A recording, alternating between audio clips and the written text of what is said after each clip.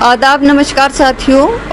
बोलता बिजनौर में आपका स्वागत है। और आज जिस शख्सियत से मैं आपकी मुलाकात कराने जा रही हूँ उनको किसी तारुफ की ज़रूरत नहीं है।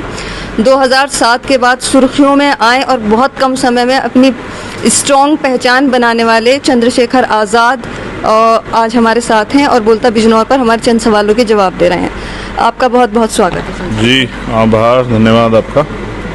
आज आप साइकिल यात्रा लेकर बिजनौर में आए हैं, तो इस साइकिल यात्रा का क्या उद्देश्य है? आप देखिए, उत्तर प्रदेश में जंगल राज चल रहा है और मैं जिस लड़ाई को लड़ रहा हूँ, जो सामाजिक परिवर्तन, आर्थिक मुक्ति का आंदोलन, माननीय काशीराम साहब के सिद्धांतों पे जिसको हम लोग आगे बढ़ा रहे हैं, आज़ाद समाज पार्टी, भीम आर्मी के लोग, तो वो इस राजनीति में परिवर्तन चाहते हैं। अभी ये जो हमारे सामने है ना, ये लोकतंत्र नहीं, ये धनतंत्र है। यहाँ पैसे वाले चुनाव लड़ते हैं, पैसे वाले ही जो है आगे बढ़ते हैं और गरीब सिर्फ वोटर बना रहता है। तो इससे मैं चाहता हूँ कि माननीय काशीराम साहब ने सिद्धांत दिखाए थे कि सस्ते संसाधनों पे हमें अपने कार्य करना पड़ेगा। तो इससे क्या होगा कि गरीब लोगों की भी भूमिका लोकतंत्र में तैयार हो जाएगी। तो साइकिल एक ऐसा साधन है, ये हमारा एक विरोध भी है कि जिस तरह से डीजल पेट्रोल के दाम बढ़ रहे हैं, जिस तरह से गैस के दाम बढ़ रहे हैं, जिस तरह से आम तरह सरसों के तेल पे और खाद्य सामग्री पे दाम बढ़ रहे हैं, या रोजगार बिल्कुल ख़त्म हो गया है, बेरोजगारी जो है वो खूब बढ़ रही है। तो ये तमाम तरह की परेशानियों पे सरकार जो कुछ नहीं कर रही है, जिस सरकार ने तमाम तरह के वादे किए थे, जिस सरकार ने तमाम तरह के प्रलोभन और पता नहीं क्या क्या आम जनता से कहा था कि हम ये परिवर्तन कर देंगे, उन लोगों की सच्चाई क्या है ये जनता के बीच बताने के लिए हम लोग साइकिल यात्रा कर रहे हैं। और ये साइकिल यात्रा पूरे उत्तर प्रदेश में चल रही है। दो चीज़ कहूँगी। आपने कहा ये धनतंत्र है। आपके अगर मीडिया में आए बयानों की बात करें तो आपने कहा है कि बहुजन समाज पार्टी से निष्कासित जो लोग हैं वो चाहे तो असपा में आ सकते हैं, आपकी पार्टी में आ सकते हैं, और बसपा से ज़्यादा धनतंत्र कहीं नहीं रहा। तो इसको आप कैसे वेरीफाई करेंगे? अगर बसपा के लोग आपके यहाँ पर आते हैं तो बसपा में और असपा में क्या फ़र्क रह जाएगा?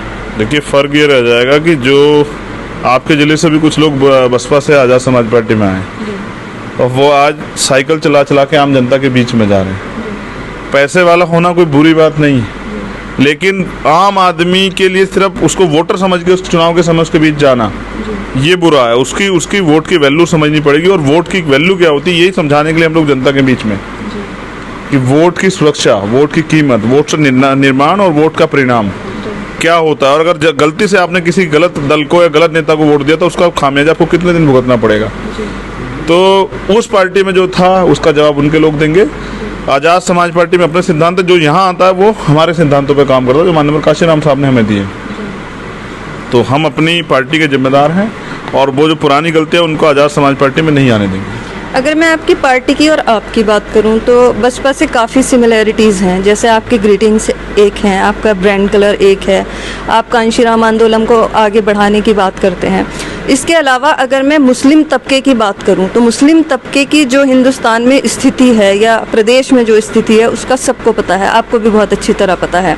सच्चर कमेटी, रंगनाथ मिश्रा, इतनी रिपोर्ट्स आ चुकी हैं, लेकिन मुसलमानों की काया पलट होने का कोई आसार नज़र नहीं आते। आप बहुजन समाज की बात करते हैं, आपके साथ अच्छी संख्या में मुसलमान भी जुड़ रहे हैं, हमारे ज़िले में भी काफ़ी मुस्लिम जुड़े हैं। तो मुसलमानों के लिए आपकी पार्टी का क्या प्लान है? आपका अपनी क्या सोच है मुसलमानों के लिए? देखिए, आपने जिन रिपोर्टों की बात की है ना, वो सच्चर कमेटी जो कहती है कि दलितों से भी बुरी हालत है यहाँ इस देश में मुसलमानों की, मैं इस बात को बेहतर तौर पे समझता हूँ। मैं रंगनाथ मिश्रा जी की रिपोर्ट को भी जो है उसका भी समर्थन करता हूँ। या मैं एक और कदम आगे बढ़ के किसानों पे जो स्वामी रंगनाथन की रिपोर्ट है मैं उसको भी समझता हूँ।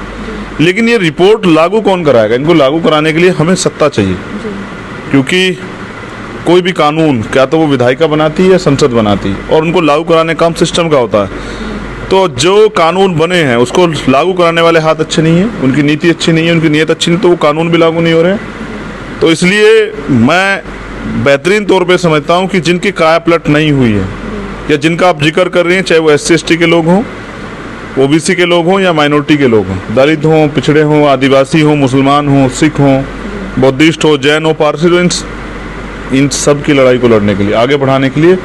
और क्योंकि हम लोग ये नहीं कहते कि डर के वोट दे दो हमें, ये तो हिस्सेदारी का मामला है, जिसकी इतनी संख्या भारी उसकी इतनी हिस्सेदारी। तो हम हिस्सेदारी के लिए साथ खड़े हुए हैं और जो हमारे साथ जुड़ेगा हम उसको हिस्सेदारी भी देंगे। और आगे भी बढ़ाएंगे। और प्रयास ये करेंगे कि वो व्यक्ति जो सपने देखता है और मेहनत करना चाहता है, जिसको तमाम तरह के दल जो हैं नौजवान कह के दरकिनार कर देते हैं कि इसको जानकारी नहीं है, इनके तो अभी जो है इनकी नौजवान उम्र है, उस वही नौजवान आज उत्तर प्रदेश के अंदर साइकिल चला रहा है, 40-42 डिग्री टेम्परेचर पे वो साइकिल चला रहा है।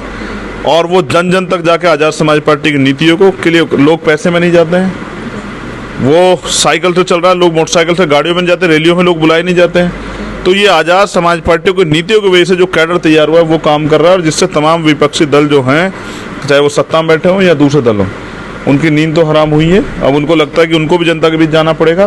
पहले तो लोगों ने वोटों को बपोती समझा हुआ था कि चुनाव आएंगे हम लोग कहेंगे ये आपकी पार्टी वोट दे दो।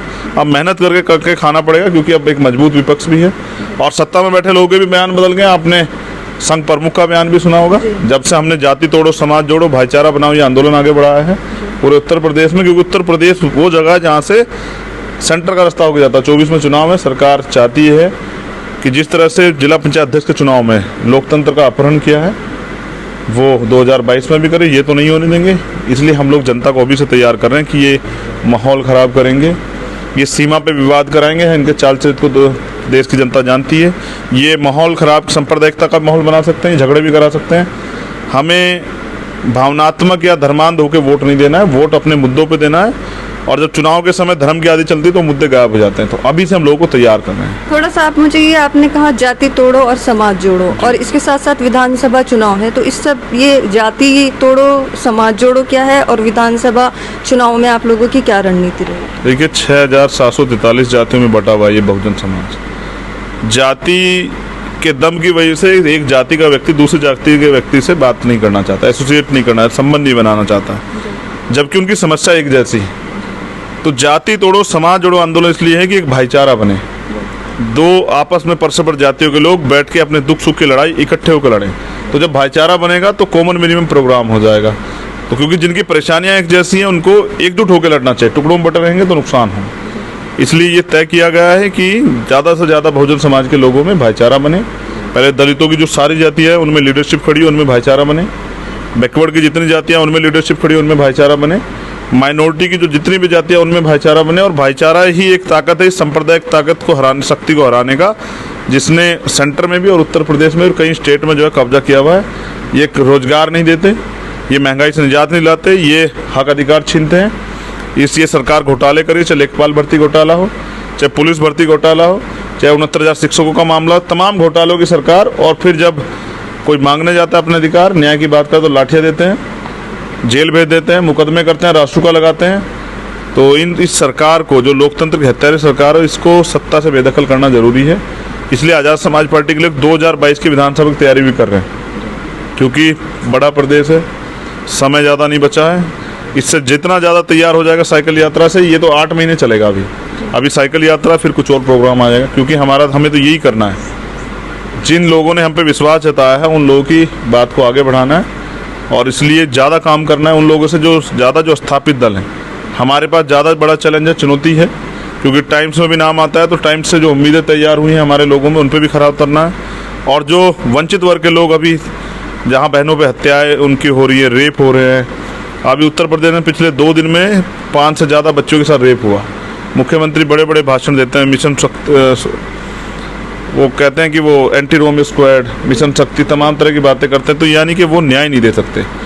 तो ऐसे मुख्यमंत्री को सत्ता में बनाने का कोई अधिकार नहीं। और इसलिए हम लोग ज़्यादा मेहनत कर रहे हैं कि इनको जल्दी से जल्दी सत्ता से बेदखल किया जाए। आज़ाद समाज पार्टी के संस्थापक चंद्रशेखर आज़ाद हमारे साथ बात कर रहे थे। उन्होंने बड़ी बेबाकी के साथ अपनी फ्यूचर प्लानिंग्स हमको बताई और ये बताया कि किस तरह उनकी पार्टी आने वाले समय में काम करने वाली है।